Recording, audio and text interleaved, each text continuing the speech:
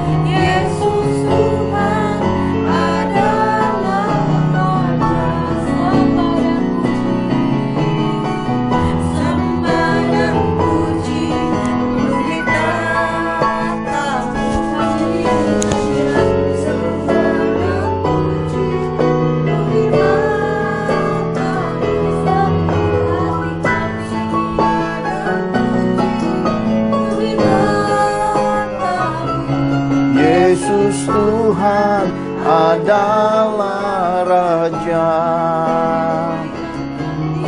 Yesus Tuhan adalah Raja. Yesus Tuhan adalah Raja. Ramasyahate maharana kesekarana embade. Betapa kami bersyukur bahwa hidup ini punya Tuhan. Tuhan memilih kami. Betapa luar biasa karya salib-Mu, penebusan-Mu, tak terukur, tak terselami. Ada banyak kehidupan coba menyelami Engkau dengan pikiran-pikiran dan logika. Mereka tersesat. Mereka tidak pernah akan menemukan Engkau. Bahkan hukum Taurat yang daripadamu saja Tuhan. Butuh Roh-Mu, butuh kehadiran-Mu, butuh penebusan dari-Mu untuk menggenapi semua yang Kau nyatakan lewat Taurat. Betapa hidup ini tanpa Roh-Mu, tanpa pengertian dan hikmat daripadamu adalah kesia-siaan. Terima kasih, Engkau luar biasa. Ketika Engkau naik ke surga, Engkau telah meminta Roh-Mu yang kudus itu tercurah bagi kami, bagi gereja-gereja Tuhan. Terima kasih Tuhan, Roh yang mempelengkapi kami dengan roh hikmat, roh pengertian, roh pengetahuan yang benar akan Engkau. Dan teruslah kiranya Roh ini menuntun kami. Di dalam nama-Mu yang kudus, dalam nama Tuhan Yesus Kristus kami tak berdoa dan mengucap syukur. Mari semua kita cinta Tuhan Yesus sama-sama katakan amin. Shalom Bapak Ibu terkasih di dalam Tuhan. Saya teringat apa yang pernah saya sampaikan di dalam KKR Father's Miracle Blessing Surabaya tentang pintu timur, Bapak Ibu. Ada banyak hamba-hamba, rekan-rekan sekerja berkata sulit membuka pintu timur. Bahkan mami angkat saya, mami rohani saya berkata, bertahun-tahun sejak papimu meninggal, mami tak kira gerbang yang didoakan itu gerbang yang ada di depan kota Jombang. Mereka terus mendoakan, meminyai, mengurapi. Tetapi ternyata bukan. Jadi pemahaman roh harus kita dapatkan. Dan selepas Tuhan membawa saya melewati Pulau Dewata Bali, sesuatu terus Tuhan sempurnakan. Saya teringat 2011 adalah masa saya mengalami masa mabung, kehidupan rohani yang dilucuti Tuhan, seperti Yesus yang disalibkan. 2011 itu dari Penang, Malaysia, bertolak hingga ke Bangkok, Thailand. Sesuatu Tuhan telah copot di dalam kehidupan saya, baik warnanya, cengkeramannya, maupun suaranya. Seperti seekor burung Raja Wali, bulunya, cakarnya, parunya copot semua. 13 tahun lamanya kekeluhan itu terjadi. Waktu demi waktu terus Tuhan menyatakan hatinya, menyatakan kehendak dan kemuliaan di balik semua yang saya alami, Bapak Ibu. Jadi tiba-tiba di bulan Juni, Bu Angel didaulat untuk mendampingi keluarga dalam Tuhan yang hendak berobat ke Penang. Dan tiba-tiba anak-anak kami berkata, wah, ada tiket murah dari Penang menuju Bangkok, hanya senilai 500.000 rupiah. Sesuatu bertolak-tolakan, Bapak Ibu. Sesuatu yang dari roh, sambung menyambung. Lalu saya berkata, tiket Jakarta ke Penang jangan-jangan mahal. Enggak apa-apa, ternyata tiketnya juga 500-an ribu. Jadi dengan modal 1 juta rupiah, anak-anak kami bisa sampai ke Penang, Malaysia, sampai ke Bangkok, Thailand. Sementara saya dengan Bu Angel yang mendampingi keluarga dalam Tuhan yang akan berobat ke Penang, tiba-tiba dibuat lagi trip. Seakan-akan trip ini adalah suatu trip pengulangan. Seperti waktu kami semasa almarhumah mama kandung saya masih hidup, kami pernah melintasi Bali, Singapura, dan Malaysia. Seakan-akan Tuhan membuat suatu pengulangan hidup. Tiba-tiba keluarga yang hendak berobat ke Penang berkata, mau ambil waktu 2 hari di Singapura untuk mengajak anaknya melihat akuarium laut. Jadi perjalanan ini perjalanan yang tiba-tiba saja terjadi, Bapak Ibu. 2 hari di Singapura lalu ke Penang. Di Penang sesuatu juga terjadi. Saya membeli sebuah sendal dan ketika saya buka sendalnya dan saya lihat sendal itu bertanda cakar-cakar. Jadi gambarnya itu isinya 5 cakar di dalam sendal jepit itu. Saya terkejut mengenakan sendal yang penuh gambar cakar, 5 cakar. Ada 10 cakar di kedua sendal jepit ini. Ternyata Tuhan memberi suatu hal yang berbeda. Saya melihat 13 tahun yang lalu Pulau Penang itu masih sepi, penuh dengan hutan. Dan hari ini bangunan mewah berdiri begitu banyak. Bangunan-bangunan begitu banyak. Hotel-hotel mewah, bahkan rumah sakit tumbuh pesat. Konon dari para driver, mereka bercerita 80-90% yang berobat adalah orang-orang yang datang dari bangsa kita, Indonesia. Dan rombongan yang datang berikutnya saya melihat begitu banyak ketika bertemu di bandara, di airport.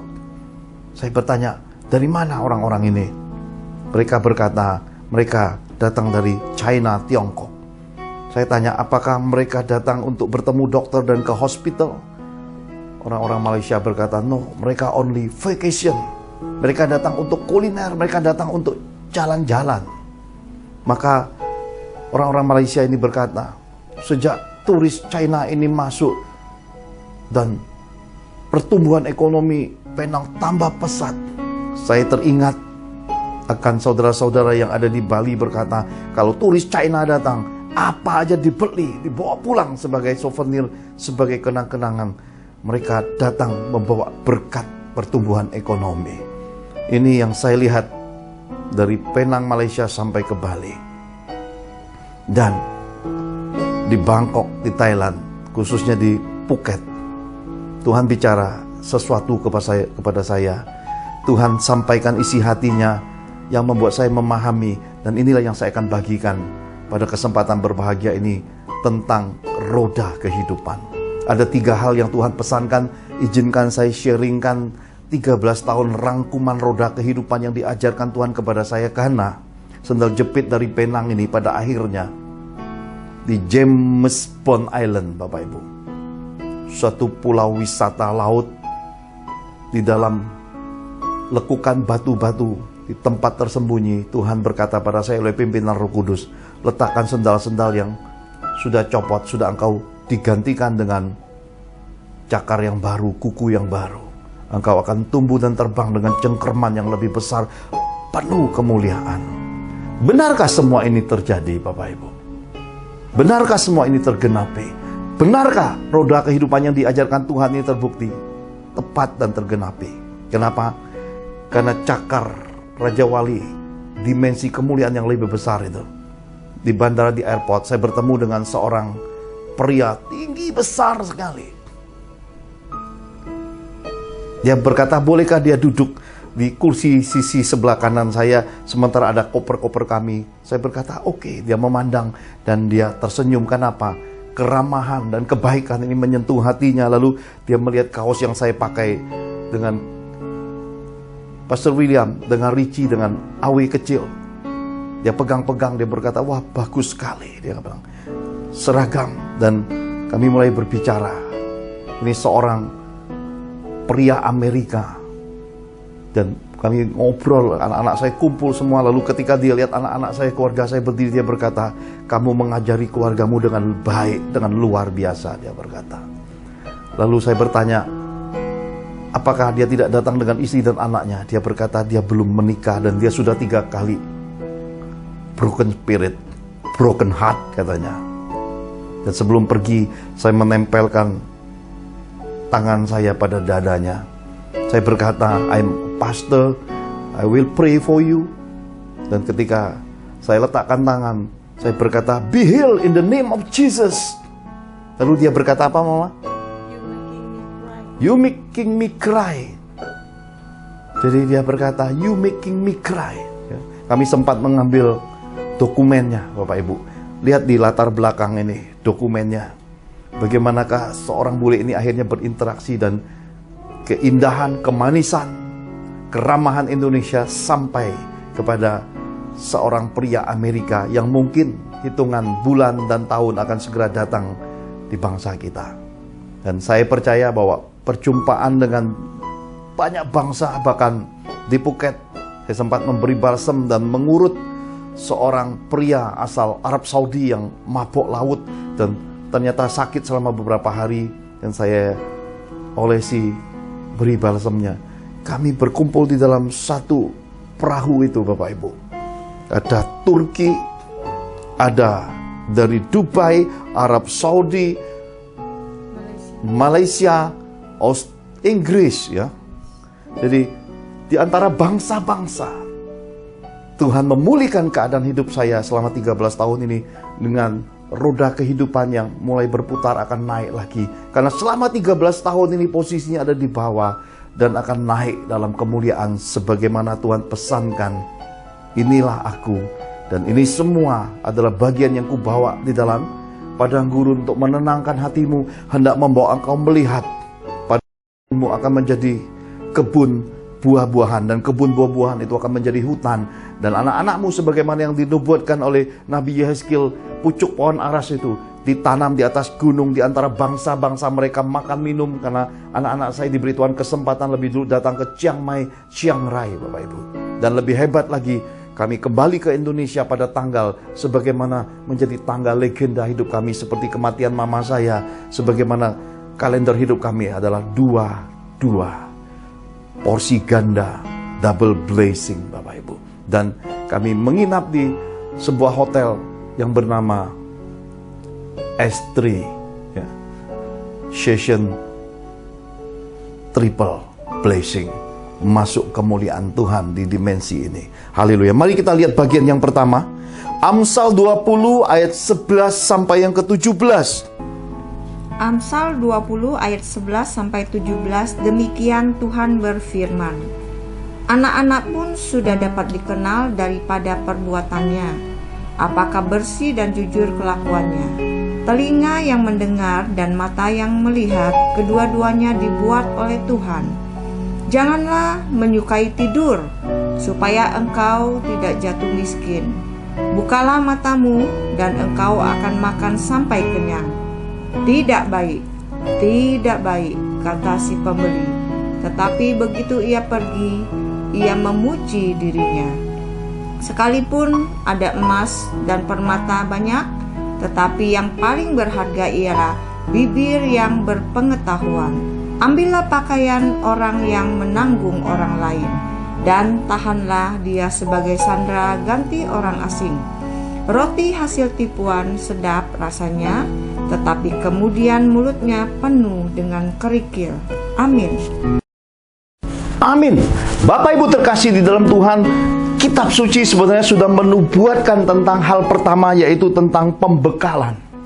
Tuhan ingatkan saya tentang pembekalan. Hidup ini harus dibekali. Tanpa bekal, perjalanan jernih proses hidupmu tidak akan sampai pada tujuan. Setiap orang yang hendak berperang juga harus membekali dirinya dengan kemampuan, dengan strategis, bahkan kesanggupan untuk melihat lapangan yang ada, medan peperangan yang ada. Demikian juga kita hidup di dalam keadaan hidup orang-orang beriman. Kita harus dibekali dengan pengetahuan yang cukup, pengenalan yang cukup, dan persiapan yang cukup, supaya bekal ini bisa menolong kita melewati berbagai pencobaan, menghadapi beragam peperangan kehidupan, bahkan segala hal yang dadakan bisa terjadi di dalam kehidupan ini. Kitab suci mengingatkan kepada kita bahwa anak-anak pun sudah dapat dikenal pada perbuatannya. Jadi sejak kecil, ya, pembekalan ini ternyata sudah ada sejak kecil. Kenapa? Karena dari kelakuan, attitude, manner seseorang dapat diukur. Apakah orang ini memang bangsawan sorga? Apakah orang ini akan menjadi bendahara sorga? Apakah orang ini akan menjadi man and woman of God? Apakah orang ini akan menjadi orang istimewa? Sudah dikenal sejak masa kecilnya melalui manner, attitude, dan perilaku hidupnya. Kitab suci menggambarkan bahwa ada orang-orang sejak masa kecilnya suka tipu-tipu, suka berbohong, suka mencuri. Di dalam hidupnya ternyata mulutnya diberi kerikil. Suatu keadaan hidup yang akan tergelincir Apalagi kita hamba-hamba Allah, apalagi kita umat pilihan Tuhan, kalau tidak bisa menguasai mulut, tidak bisa mengekang lidah, hidup kita hancur sekejap. Kenapa? Karena jatuh pada dosa bersungut-sungut. Ini akan membuat Tuhan jadi murka pada diri kita kalau kita tidak mengekang lidah, tidak menguasai mulut kita. Karena apa yang keluar dari mulut, apa yang keluar dari getaran lidah itu munculnya dari luapan hati.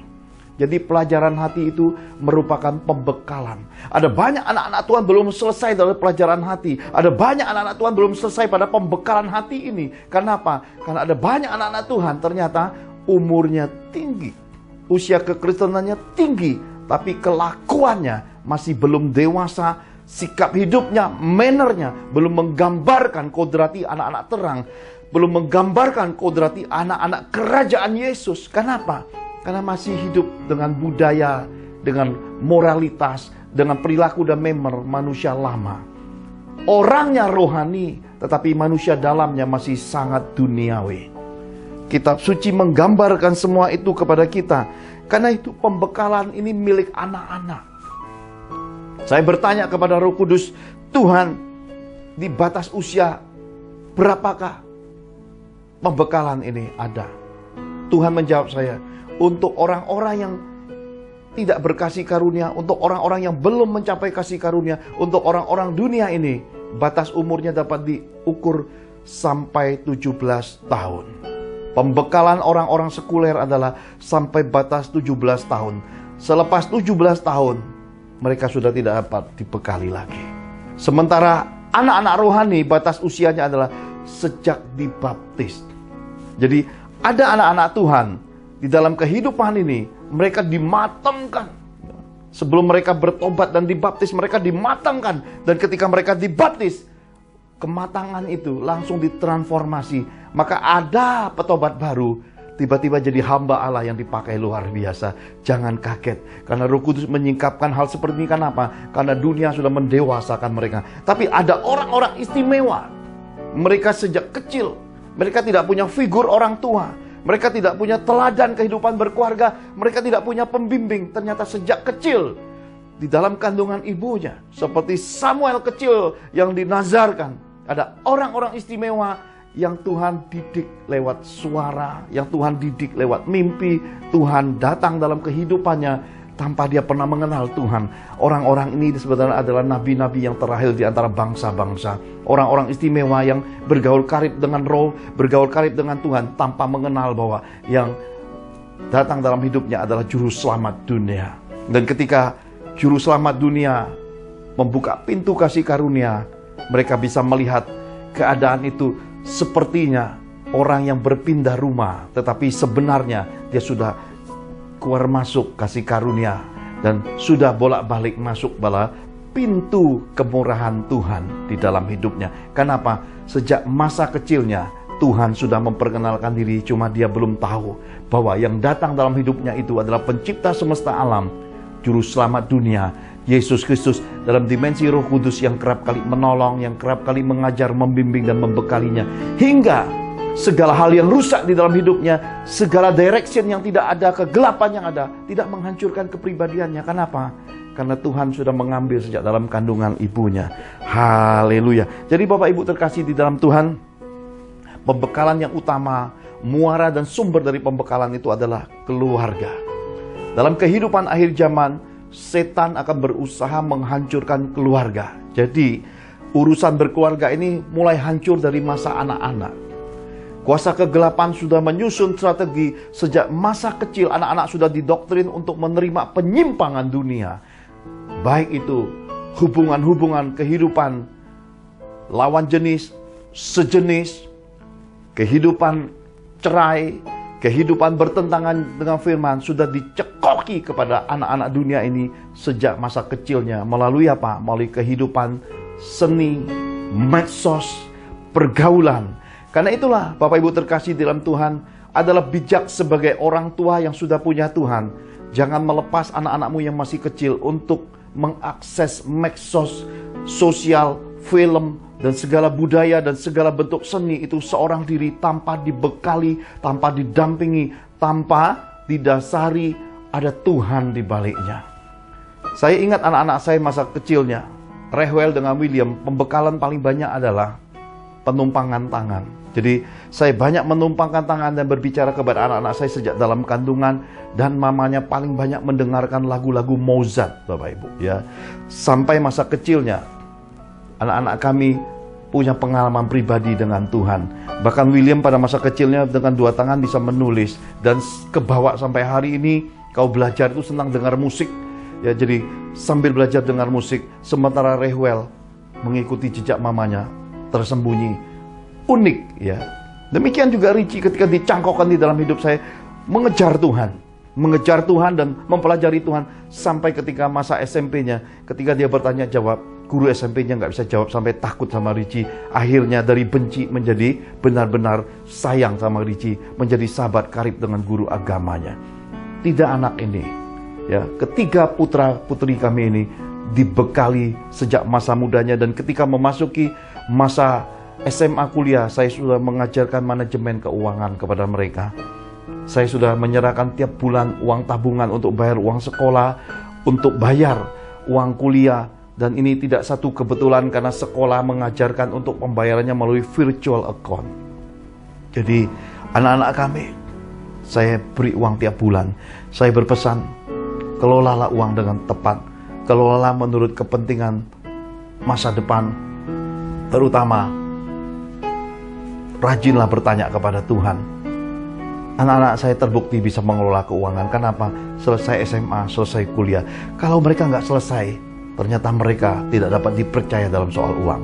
Tapi karena mereka menyelesaikan SMA dan kuliahnya, jelas uang yang diberi kepada mereka, mereka bisa kelola, dipakai untuk bayar uang sekolah, dipakai untuk bayar uang kuliah, bahkan menyelesaikan wisudanya. Dan ketika masanya tiba, keuangan itu sudah menjadi bagian hidup mereka. Mereka sudah tidak lagi menjadi orang-orang yang cepat berpikiran sempit dan terikat hal-hal yang disebut dengan cinta uang. Kenapa? Sejak masa mudanya uang sudah menjadi suatu hal yang biasa yang mereka kelola dengan bijaksana.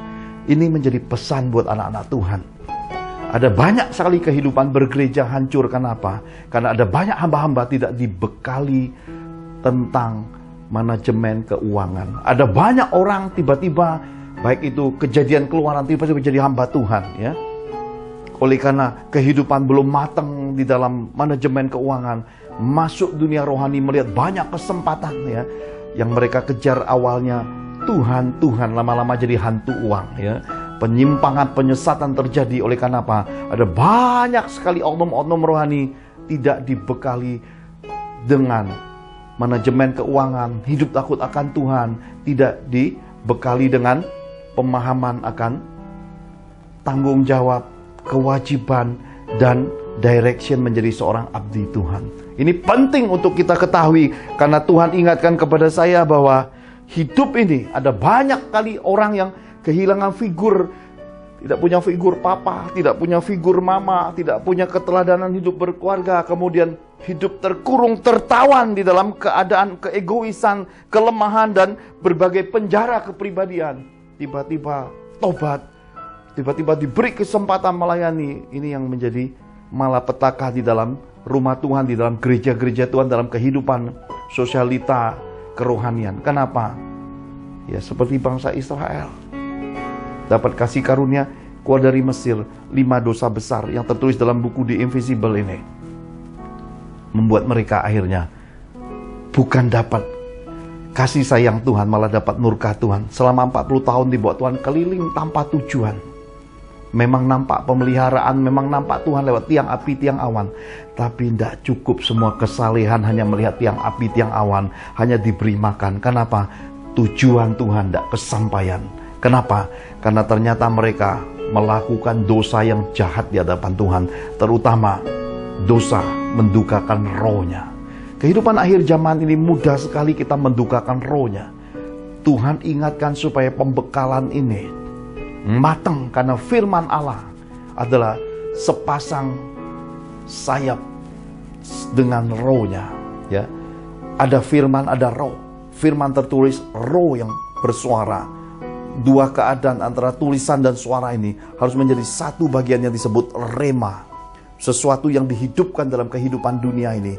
Sesuatu dari yang tidak nampak menjadi nampak. Oleh karena apa? Oleh karena kita menjadi bagian sebagai anak-anak terang yang hidup di muka bumi, hidup di bumi seperti di sorga. Memanifestasikan iman, kasih, dan pengharapan di dalam Tuhan ini menjadi buah yang dapat dikecap betapa baiknya Tuhan itu. Dan bisa menyalurkan kuasa dan otoritas Tuhan itu untuk menolong dan memberkati sesama. Sebab terang seorang diri seperti seorang yang pegang lilin. Di tengah kegelapan memang nampak terang tapi kecil. Tapi ketika lilin ini, api roh dibagikan satu dengan yang lain. Ya, ini yang terjadi di Azusa Street. Ketika beberapa orang berkumpul, api roh ini disalurkan, dibagi-bagikan. Karena kasih itu lebih berbahagia memberi daripada menerima. Terus berbagi-bagi, akhirnya Azusa dipenuhi dengan kemuliaan roh Tuhan. Firman dihidupkan dan seluruh dunia datang untuk mencari Tuhan. Keadaan inilah yang harus ini kita sadari, bahwa keadaan inilah yang Tuhan hendak memberi bagi kita suatu pembekalan sejak masa kecil, masa muda, masa ketika segala sesuatu belum nampak, untuk kita mempersiapkan diri untuk api roh ini mulai menyebar dari keluarga kita hingga keluarga-keluarga, hingga satu kota, bahkan satu bangsa, hingga bangsa-bangsa, sehingga amanat agung Tuhan Yesus bisa tergenapi dan Tuhan Yesus bisa datang kembali menjemput kita semua. Nah, Tuhan sebagai Bapa yang baik, Dia bisa hadir mengambil alih semua area pembekalan hidupmu yang tidak pernah engkau dapat lewat orang tuamu, lewat saudara-saudaramu, lewat kehidupanmu. Tuhan bisa ambil alih semua itu, hadir di dalam hidupmu. Bahkan Tuhan bisa menghadiahkan seorang mentor rohani yang bisa engkau cangkaukan hidupmu di dalamnya, yang ketika mentor rohani engkau lihat bobot bibit bebetnya, engkau dapat kenali dengan pasti bahkan kehidupan berkeluarganya, dan engkau menemukan attitude manner surgawi dalam kehidupan mentor rohani ini. Maka Tuhan mencangkokkan semua pembekalan hidupmu. Tiba-tiba engkau dapat percepatan, tiba-tiba engkau dapat seperti pohon yang tiba-tiba di stek di sebuah batang yang kuat. Engkau bertumbuh cepat, berbunga, berbulir-bulir, berbuah-buah lebat. Kemanisanmu dikecap selama engkau hidup sampai akhir hidupmu. Kemanisanmu oleh karena Tuhan mengambil alih dan memberi pembekalan pribadi kepadamu. Haleluya. Kita lihat bagian yang kedua. Mazmur 37 ayat 22 sampai yang ke-27. Mazmur 37 ayat 22 sampai 27. Beginilah firman Tuhan. Sesungguhnya orang-orang yang diberkatinya akan mewarisi negeri, tetapi orang-orang yang dikutukinya akan dilenyapkan. Tuhan menetapkan langkah-langkah orang yang hidupnya berkenan kepadanya. Apabila ia jatuh, tidaklah sampai tergeletak, sebab Tuhan menopang tangannya. Dahulu aku muda, sekarang telah menjadi tua, tetapi tidak pernah kulihat orang benar ditinggalkan, atau anak cucunya meminta-minta. Tiap hari ia menaruh belas kasihan dan memberi pinjaman, dan anak cucunya menjadi berkat. Jauhilah yang jahat dan lakukanlah yang baik, maka engkau akan tetap tinggal untuk selama-lamanya. Amin. Amin. Bapak Ibu terkasih di dalam Tuhan, yang kedua, Roh mengajari saya tentang penetapan. Jadi sesudah pembekalan, tangga berikutnya adalah penetapan. Harus kita sadari bahwa penetapan dan hakim kehidupan ini adalah Tuhan. Maka Yesus disebut hakim segala hakim, baik buat orang hidup maupun orang mati. Yesus adalah juru selamat dunia, dan kedaulatan hidup ada di dalam Yesus Kristus yang merupakan jalan kebenaran dan hidup yang menuju ke sorga. Bapak Ibu terkasih di dalam Tuhan, pilihan hidup, waktu kita memilih, kita menetapkan hidup.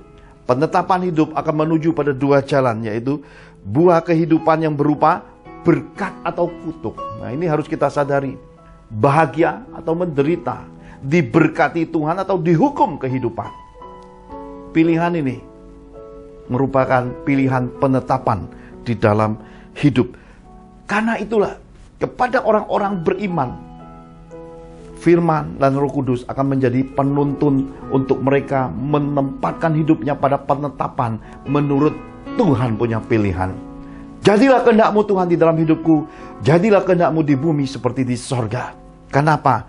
Karena ketika Tuhan menetapkan langkah orang-orang yang hidup berkenan kepadanya, jalannya mungkin sekali waktu akan melewati lembah, tetapi bukan untuk mengalami kehancuran dan kebinasaan, tetapi untuk menyeberang naik ke atas gunung kudus Tuhan. Mami rohani saya dari Jombang di bulan Juni telepon saya dan berkata, kamu tidak bisa dipakai Tuhan maksimalkan sebelum trauma hidupmu dipulihkan Tuhan. Itu mengkonfirmasi bahwa Penang Malaysia, Bangkok Thailand, dan di Phuket Thailand, di James Bond Island itu, semua trauma hidup saya sembuh total. Dan ditandai 22 Juni, hari ulang tahun Jakarta. Ya, saya pulang tepat Jakarta ulang tahun, jadi pemulihan hidup saya dirayakan seisi Jakarta, bahkan dirayakan Indonesia, Bapak Ibu. Saya percaya ini bukan suatu momen biasa, bukan suatu momen kebetulan, tapi inilah pengaturan hidup daripada Tuhan. Dan saya percaya bahwa Tuhan punya rencana besar lewat hidup kita untuk rencana kemuliaan dan penyelamatan Tuhan melalui bagian hidup kita yang akan Tuhan pakai. Nah, ketika Tuhan menetapkan langkah hidup kita, sebenarnya pelajaran berkeluarga yang pernah saya ajarkan 26 seri, kemudian pengertian pesan Tuhan selama 20 serial itu merupakan pembekalan yang baik untuk kita memahami bahwa bagaimanakah sejak masa mudanya anak-anak menemukan jodoh daripada Tuhan. Kemudian bagaimanakah orang berkeluarga itu seharusnya membesarkan dan mendidik anak-anak mereka. Karena banyak sekali dalam kehidupan ini generasi terhilang, terputus. Kenapa? Karena anak-anak sebatas dibesarkan, dikasih makan, dikasih uang, bahkan difoya-foyakan lewat kemewahan. Dan anak generasi now dikasih mainan, iPad, handphone, dan digeletai. Bahkan di antara bangsa-bangsa saya melihat satu anak kecil dikasih main handphone. Ini anak mungkin umurnya baru 2 tahun, bisa ngamuk-ngamuk ketika handphonenya diambil dan orang tuanya. Saya melihat ada banyak orang tua tanpa pemahaman sedang bawa generasi keturunannya masuk jadi korban api-apian, Bapak Ibu. Ini generasi yang akan terbakar, yang tidak akan bisa menghasilkan apa-apa dalam kehidupan, malah menghancurkan garis keturunan. Saya percaya bahwa kita harus belajar dari apa yang sudah nampak di depan mata, dan sesuatu yang akan datang kita juga harus membawa kehidupan pada penetapan pemilihan. Karena apa yang kita putuskan hari ini berpengaruh di masa depan. Persiapan kita dan pemilihan hidup kita hari ini akan membawa dampak kemuliaan di masa depan. Sementara yang terjadi hari ini adalah bagian daripada masa lalu hidup kita. Dan dari apa yang sudah terjadi di masa lalu adalah merupakan latar dasar untuk kita terus memperbaiki yang salah, untuk mengokohkan yang lemah dan yang belum pada tempatnya, untuk kita mencapai hal-hal yang menjadi terobosan yang terbaru dalam kehidupan oleh karena Tuhan. Haleluya. Nah, Bapak Ibu terkasih dalam Tuhan, di dalam hidup ini juga ada yang diingatkan, dipesankan bahwa ada kejatuhan yang berupa pencobaan dan kesusahan hidup, baik buat orang dunia maupun buat anak-anak terang Tuhan. Karena itulah penting untuk hidup mengandalkan Tuhan, penting hidup di dalam tuntunan Tuhan, penting dalam hidup ini punya orang yang kita panuti, orang-orang yang menjadi mentor rohani, orang-orang yang kita segani, orang-orang dalam hidupnya kita lihat keluarganya terbukti di dalamnya buah kehidupan, tidak ada kemunafikan. Di dalam hidupnya kita kenal bobot bibit bebetnya. 3 hari bersama mereka kita bisa melihat kehidupan yang nyata bahwa Tuhan hadir, kerendahan hati ada. Bagaimana orang-orang ini kasih begitu nyata. Di dalam 3 hari kita bisa melihat keadaan diri kita. Mungkin Tuhan membongkar seluruh manusia lama kita, ya. Dan dalam 1 minggu mungkin kita akan melihat permukaan diri kita, keluar semua ulat-ulatnya, keluar semua gatelan kehidupan yang membuat ulat-ulat bulu itu muncul. Saat itu kita berada pada ketepatan hidup. Jangan mundur, jangan lari, jangan menyangkal diri, tetapi berdiri tenang teguh. Pilihlah untuk kerendahan hati mendasari hidupmu. Pilihlah kasih, karena satu firman peringatan Yesus, musuh pun harus dikasihi, merupakan suatu pilihan untuk kita tidak bergerak. Karena sekali kita melanggar, kita akan mengulang dan gagal lagi dan terus gagal lagi. Pada akhirnya kita tidak akan menemukan kepercayaan Tuhan. Pada akhirnya tangga integritas, tangga otoritas, tangga berkat, tangga pelipat ganda, tangga kemuliaan, tangga kegenapan janji Tuhan itu tidak pernah kita capai. Kenapa? Karena kita keburu mengecilkan, mengkotakkan, dan membuat kehidupan kita jauh dari pilihan Tuhan. Attitude manner itu tidak serta-merta langsung jadi, Bapak Ibu. Attitude manner terbentuk oleh karena orang memberi dirinya memikul salib, dikoreksi Tuhan, terus diberi teguran, terus diberi pemahaman, dan diberi jalan solusi untuk berubah mencapai imago Dei, mencapai rupa gambar, mencapai buah roh kehidupan. Orang-orang yang bisa membekali kita harus kita pegang teguh, Bapak Ibu. Kenapa? Karena terkadang kasih itu pahit seperti obat. Karena kepahitan itu kalau kita lihat merupakan obat dalam kehidupan kita, kita harus pegang teguh. Kenapa? Karena inilah bagian yang disandingkan di dalam kehidupan ini. Yesus memberi hal-hal yang tidak menyenangkan bagi murid-muridnya 3,5 tahun. Kenapa? Karena 3,5 tahun setiap kali murid-murid memuji-muji, Tuhan menghardik mereka. Ketika mereka berebut untuk duduk di kiri kanan Tuhan, Tuhan mengingatkan mereka bahwa itu bukan hal yang utama. Jadi hal-hal yang diinginkan oleh hatimu belum tentu sesuai kehendak Tuhan. Karena itu orang-orang yang ada Tuhan yang punya kasih yang besar akan membawa hal yang terasa pahit. Kenapa? Akan membongkar manusia lamamu. Akan membuat engkau melihat betapa miskinnya kehidupanmu meskipun sudah di dalam Tuhan, sudah saleh, sudah melayani di gereja Tuhan. Kenapa? Pembekalanmu belum cukup. Pemilihan, penetapan hidupmu belum mencapai ketepatan dalam kehidupan. Tuhan ambil alih.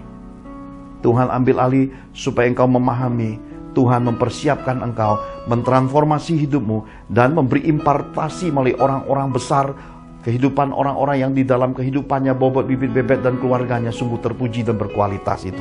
Karena itu, jangan bergeser. Kenapa? Karena tujuan Tuhan adalah supaya engkau mencapai hidup yang ditopang, ya.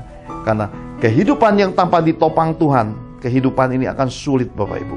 Kenapa? Karena kitab suci berkata, hanya orang-orang yang ditopang Tuhan, hidupnya, anak cucunya jadi berkat. Jadi bukan untuk dirimu saja proses Tuhan itu. Ternyata proses Tuhan itu membawa engkau untuk mencapai hal yang lebih besar turun-temurun lewat hidupmu hari ini sampai anak cucumu nanti. Ingatlah, orang besar memandang masa depan terasa dekat. Sementara orang yang kerdil, orang fasik selalu melihatnya ke masa lalu. Mengingat kesalahan orang, terus bersungut-sungut dan terus mengumbar dirinya. Tidak perlu mengejar pujian, tidak perlu mengejar pengakuan manusia, sebab orang-orang besar Tuhan hidupnya tersembunyi. Orang-orang besar Tuhan, meskipun mereka tidak salah, bila Tuhan sudah tegur, mereka pergi dengan rendah hati meminta maaf. Kenapa? Karena jalan pendamaian Tuhan adalah ketaatan. Jalan pendamaian Tuhan adalah ketaatan.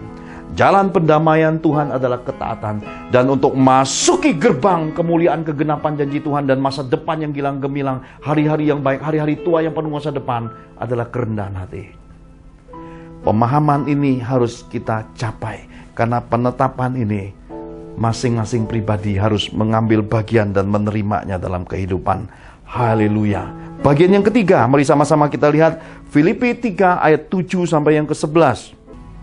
Filipi 3 ayat 7 sampai 11, demikian Tuhan berfirman. Tetapi apa yang dahulu merupakan keuntungan bagiku, sekarang kuanggap rugi karena Kristus. Malahan segala sesuatu kuanggap rugi karena pengenalan akan Kristus Yesus, Tuhanku, lebih mulia daripada semuanya. Oleh karena dialah aku telah melepaskan semuanya itu dan menganggapnya sampah, supaya aku memperoleh Kristus dan berada dalam Dia, bukan dengan kebenaranku sendiri karena mentaati hukum Taurat, melainkan dengan kebenaran karena kepercayaan kepada Kristus, yaitu kebenaran yang Allah anugerahkan berdasarkan kepercayaan.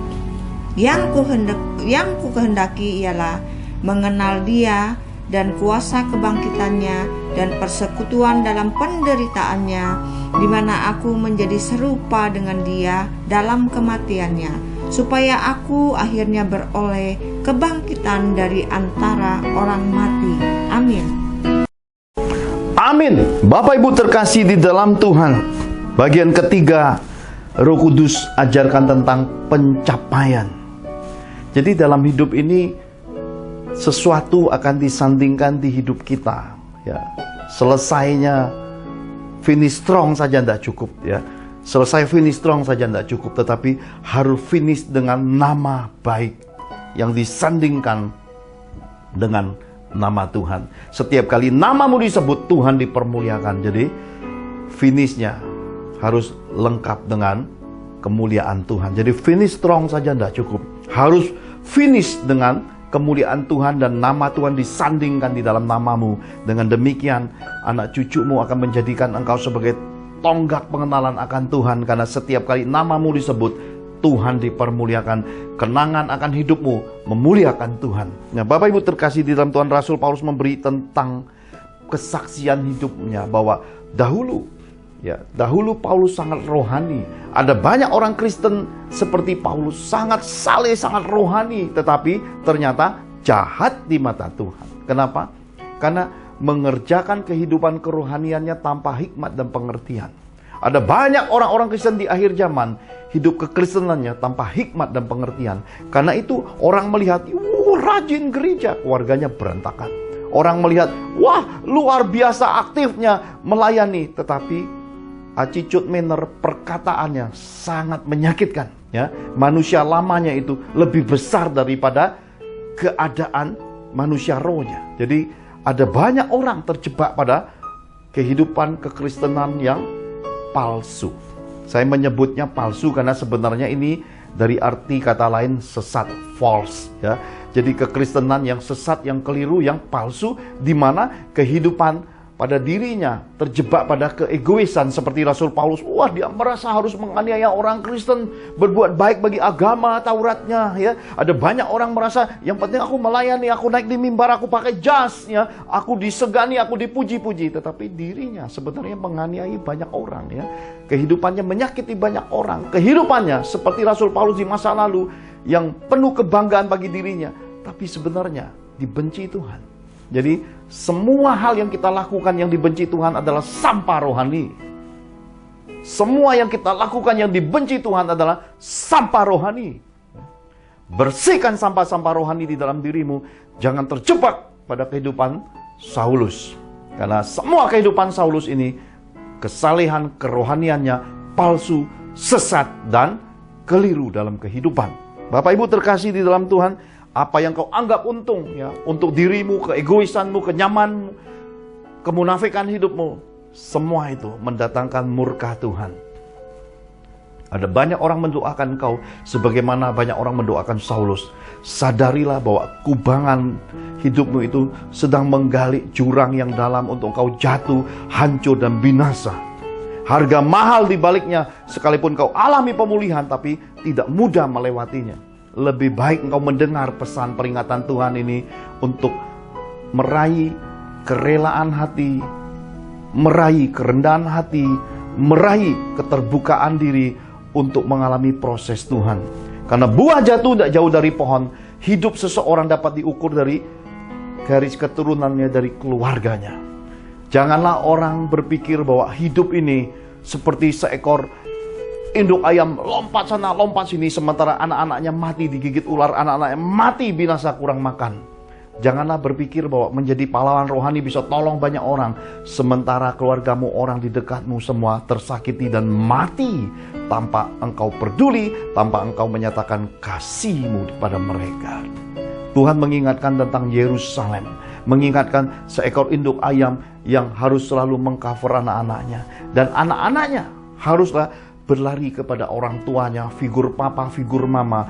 Dan kalaupun itu belum dapat figur papa mama, figur Tuhan harus masuk dalam kehidupan mereka. Saya percaya pesan Tuhan ini penting untuk kita mencapai pencapaian. Karena suatu pencapaian akan menjadi suatu parameter generasi berikutnya. Bapak Ibu terkasih di dalam Tuhan, Pepatah dunia berkata, life begin 40. Ya. Ada banyak orang berkata, hidup itu baru dimulai ketika umur 40. Ya. Pertanyaannya, umur berapa baru dimulai? Saya kutip 2 tokoh kitab suci. Yang pertama, Yusuf. Hidup Yusuf baru mulai ketika umurnya 30. Loh, tapi kan masa mudanya disayang. Masa muda Yusuf dipakai jubah indah, kasih sayang orang tuanya begitu luar biasa. Tetapi kehancuran persaudaraan. Ya.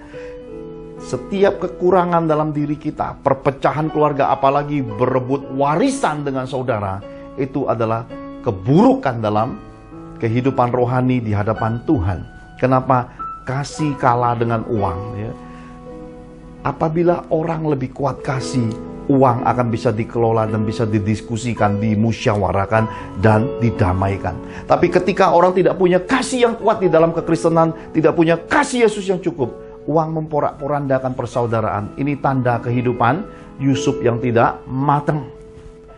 Uang membuat mereka tidak berlaku adil. Maka seperti Biliam, seperti Nikolaus mengejar popularitas, akhirnya merasa dirinya yang punya uang, umat uang yang dipercayakan merasa dirinya mempunyai hak. Maka ada banyak oknum-oknum rohani hidupnya seperti Biliam dan Nikolaus. Mereka memulainya dengan kepercayaan Tuhan, tetapi mereka meludahi dan menyalibkan Yesus 2 kali dengan cara hidup Biliam dan Nikolaus. Kenapa? Merasa dirinya yang layak dipuji, merasa dirinya yang paling layak untuk disembah. Dia lupa Tuhan memanggilnya untuk melayani, bukan dilayani. Tuhan memanggilnya untuk menjadi penyembah, bukan untuk dirinya dipuji-puji jemaat. Ini kesesatan akhir zaman yang akan mencuri kehidupan kemuliaan Tuhan seperti Yudas Iskariot. Bagian ini kita harus bertobat sebagai abdi-abdi Tuhan dan sebagai orang-orang yang dipanggil untuk melayani. Nah, Bapak Ibu terkasih di dalam Tuhan, ketika Yusuf melepaskan semua kenyamanan hidupnya, ini kuncinya. Ketika Tuhan mengambil kenyamanan hidupmu, Tuhan mengusik engkau, ada banyak area hidupmu terbongkar. Ya. Musuh terutama proses Tuhan membongkar kenyamanan adalah gengsi. Jangan bawa dirimu masuk pada gengsi, karena gengsi mematikan kerendahan hati.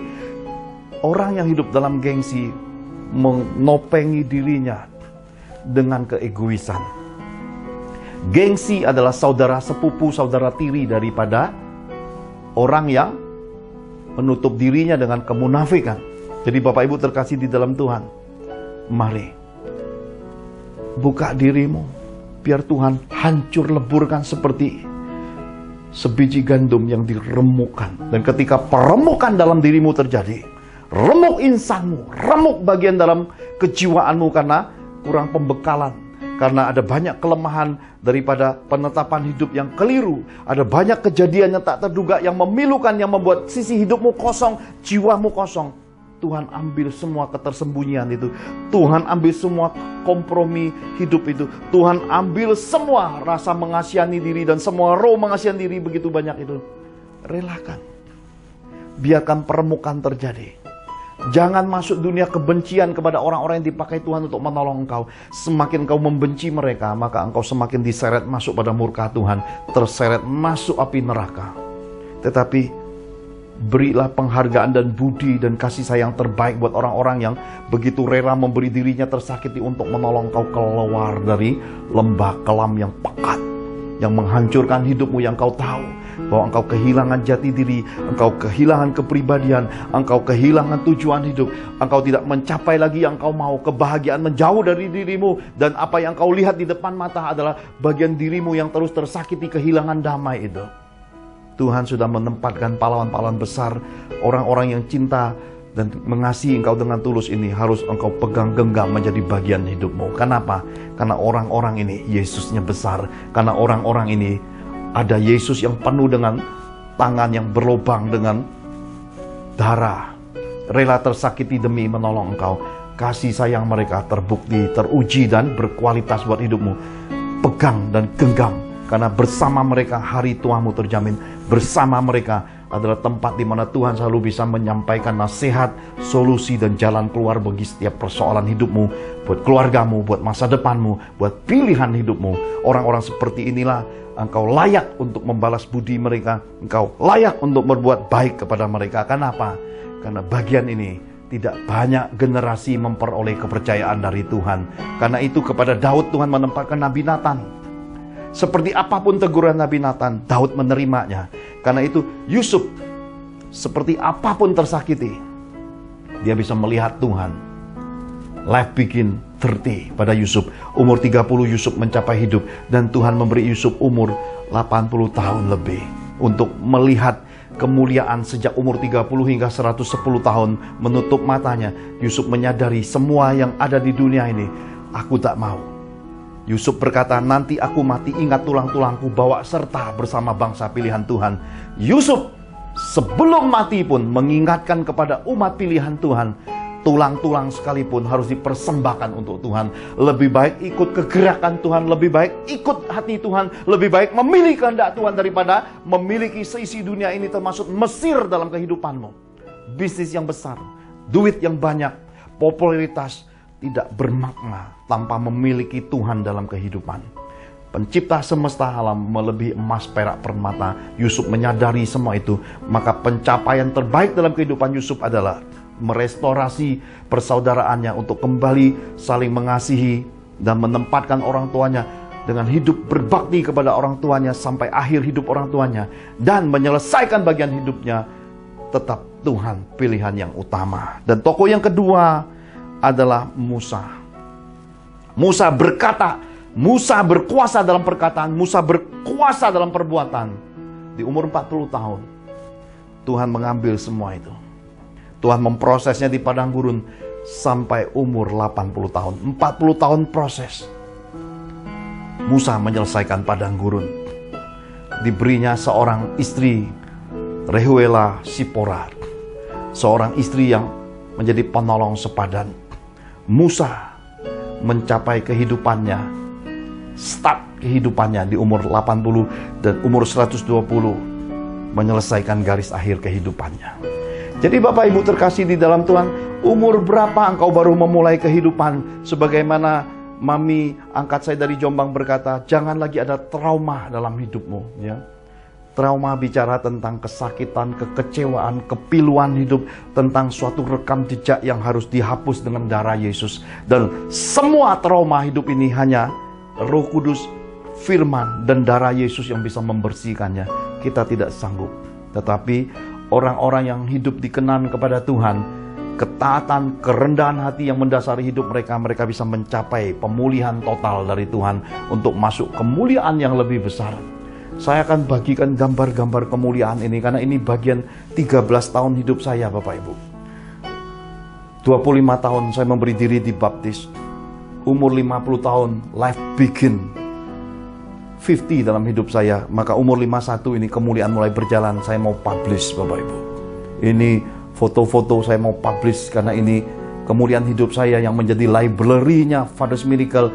Bukan hanya bagi umat Tuhan, juga bagi anak cucu saya. Terutama generasi ke-7 yang akan dipakai atas bangsa ini hingga bangsa-bangsa. Saya percaya semua rencana Tuhan lewat yang namanya pembekalan, penetapan, dan pencapaian yang merupakan roda kehidupan ini harus kita pahami. Selagi hidup adalah kesempatan. Kesempatan inilah mengumpulkan harta di sorga. Rajin-rajinlah menabur menurut pimpinan roh. Rajin-rajinlah mendukung pekerjaan di ladang Tuhan.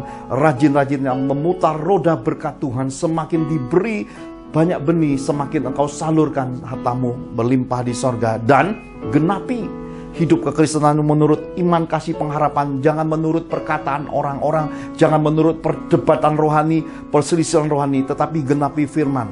Hidupmu jadi teladan, hidupmu jadi buah, hidupmu jadi contoh, dan keluargamu memasyurkan Tuhan di muka bumi. Haleluya. Nah Bapak Ibu terkasih dalam Tuhan, foto-foto ini saya publish lengkap termasuk beberapa orang-orang asing yang berelasi dengan kami. Malaysia, ya, Turkish, Amerika, saya publish semua menjadi ingatan bahwa hidup ini perlu kita sadari pembekalan, penetapan, dan pencapaian yang menjadi roda kehidupan yang sempurna buat diri kita pribadi, buat keluarga, bahkan buat garis keturunan kita di muka bumi. Haleluya. Kita akhiri ibadah ini Pastor William akan tutup dengan doa untuk kita menerima berkat-berkat Bapa Surgawi. Mari kita angkat kedua tangan kita di hadiratnya. Bapak Ibu terkasih dalam Tuhan Yesus, pencerahan rohani tentang roda kehidupan ini sungguh luar biasa. Sebab Pastor Johan perlu waktu 13 tahun lamanya alami proses kehidupannya. Oleh Roh Kudus maka beliau dibawa kembali ke dua negara yang pernah memberikan kenangan menyedihkan dalam hidupnya, yaitu Penang Malaysia dan Bangkok Thailand. Dipesankan kepada kita 3 hal ini, yaitu 3 tangga kehidupan. Yang pertama, pembekalan. Bila Anda di posisi kehidupan bisa memilih, maka bawalah anak-anakmu untuk mencari dan mengenal Tuhan Yesus. Temukanlah seorang mentor rohani yang dapat Anda percaya dan dapat Anda kenal dengan pasti bobot bibit-bebet hidupnya, termasuk cara hidup berkeluarganya. Yang kedua, dipesankan tentang penetapan. Jangan lagi main-main dalam kehidupan. Izinkan Tuhan memproses hidupmu supaya langkah-langkah hidupmu ditetapkan oleh Tuhan. Injil dan Roh Kudus jadi panduan utama hidupmu. Yang ketiga, yang terakhir, tentang pencapaian. Sekalipun Anda sudah bergereja, tidaklah menjamin Anda mencapai kemurnian dan ketulusan hidup. Janganlah mengulang apa yang menjadi penyesalan hidup Rasul Paulus, yaitu mengejar pencapaian sampah-sampah rohani kehidupan. Tetapi kejarlah kehidupan yang membuat Anda mengenal Tuhan Yesus secara pribadi. Anda dan keluargamu hidup takut akan Tuhan. Sekeluarga hidup mengamal kasih Yesus dalam tindakan hidup dan tindakan kasih yang terpuji. Haleluya. Mari kita akhiri ibadah ini dengan doa sepakat menerima kasih karunia Tuhan Yesus dan menerima berkat-berkat Bapa Sorgawi. Mari kita angkat kedua tangan kita di hadiratnya. Bapa Sorgawi, Pencipta semesta alam, berikanlah kepada kami kasih karunia-Mu untuk memperoleh kunci sorgawi-Mu, supaya kami bisa membuka dan memasuki pintu-pintu kerajaan-Mu, supaya hidup berkeluarga dipulihkan, kehidupan rohani, keuangan beroleh terobosan, sakit penyakit disembuhkan, dan kami semua bisa mencapai kasih mula-mula Tuhan Yesus kembali selagi kami masih hidup. Dan saudara-saudaraku, tercurahlah berkat Bapa Sorgawi bagimu. Engkau akan terus naik dan tidak menjadi turun. Engkau akan menjadi kepala dan bukan ekor. Adonanmu, lumbung-lumbungmu, rekening bank dan kas keuanganmu diisi Tuhan penuh. Berkat bangsa-bangsa pun masuk dalam kapasitas hidupmu. Diberkatilah keluargamu, diberkatilah karir bisnismu, diberkatilah studimu, dan diberkatilah pelayananmu. Dalam anugerah Tuhan Yesus, maka engkau beserta keluargamu akan menerima kasih karunia, kesehatan, keberuntungan, berkat 5 roti 2 ikan, pelipat gandaan berkat, jawaban doa, berkat terobosan ekonomi, dan mujizat-mujizatnya yang ajaib. Dalam Roh Kudus, maka engkau beserta keluargamu termaterai hidup di bumi seperti di sorga. Kita terima berkat-berkat sorgawi ini dalam nama Tuhan Yesus. Sama-sama kita katakan amin. Amin. Tuhan Yesus memberkati.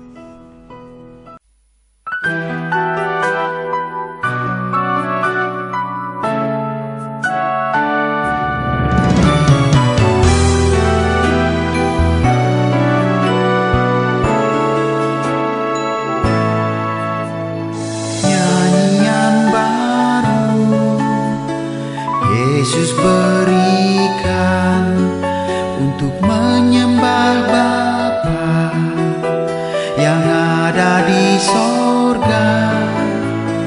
Nyanyian baru Roh Kudus urapi, pulihkan gereja Tuhan di akhir zaman.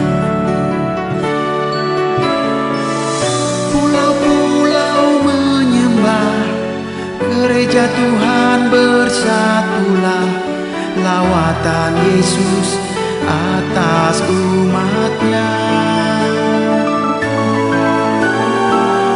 Pulau-pulau menyembah, gereja Tuhan bersatulah, hujan akhir turun atas Indonesia.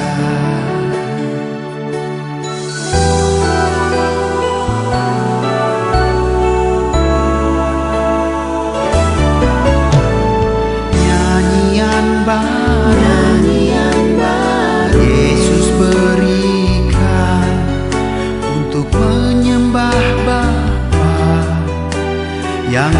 ada di sorga. Nyanyian baru, Roh Kudus urapi, pulihkan gereja Tuhan di akhir zaman. Pulau-pulau menyembah, gereja Tuhan bersatulah. Lawatan Yesus atas umatnya. Pulau-pulau menyembah, gereja Tuhan bersatulah. Hujan air turun atas Indonesia.